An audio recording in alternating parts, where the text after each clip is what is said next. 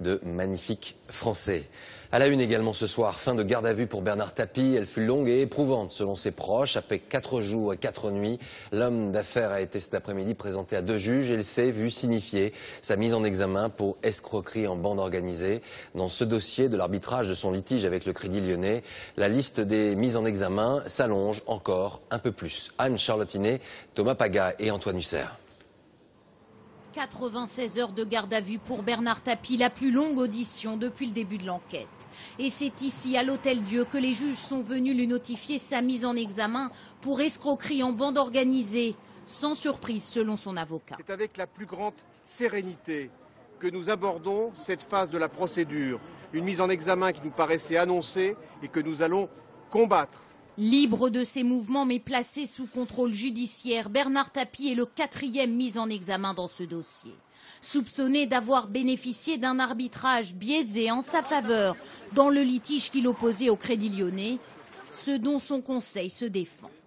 La seule chose qui lui est reprochée est liée à la relation qu'il est supposé avoir eue directement ou indirectement avec l'un des arbitres, M. Estoup.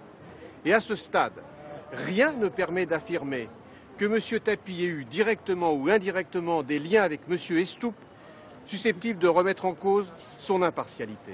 Pourtant, les enquêteurs soupçonnent les 2 hommes de se connaître de longue date. Lors d'une perquisition au domicile de Pierre Estoup, ils ont retrouvé ce livre dédicacé. « Votre soutien a changé le cours de mon destin », écrivait Bernard Tapie en juin 1998. 10 ans avant l'arbitrage. Des liens que ni l'arbitre ni le camp Tapie n'avaient signalés en 2008. S'estimant lésé, le CDR, la structure chargée de solder les dettes du Crédit Lyonnais, vient de déposer un recours contre la sentence arbitrale qui avait accordé à Bernard Tapie plus de 400 millions d'euros. Alors une liste de mises en examen qui s'allonge, on retrouve Dominique Verdaillan. Dominique, comment faut-il interpréter cette mise en examen de Bernard Tapie ?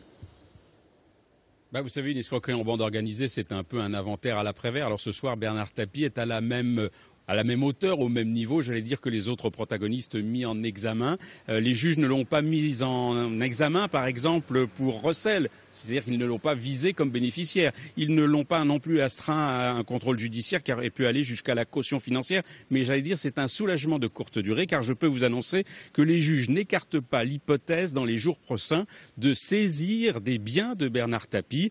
C'est une mesure conservatoire, je cite, pour sécuriser l'indemnisation d'un éventuel préjudice. Alors Dominique, l'enquête n'est pas terminée. Quelles personnalités pourraient à leur tour être entendues dans les prochains jours ? Alors écoutez, selon Maître Temim, déjà que j'ai eu au téléphone il y a quelques minutes, il n'y a pas d'autres rendez-vous judiciaires prévus pour Bernard Tapie. Pas non plus de recours envisagé contre cette mise en examen. En revanche, l'instruction, vous l'avez dit, continue. D'abord, l'avocat historique de Bernard Tapie, Maurice Lantourne, est actuellement au pôle financier devant les juges. Et puis dans les jours qui viennent, dans les semaines qui viennent, d'autres auditions sont à prévoir, à commencer par celle de Claude Guéant, l'ancien secrétaire général de l'Élysée, ce qui veut dire que la justice se rapproche de la sphère politique.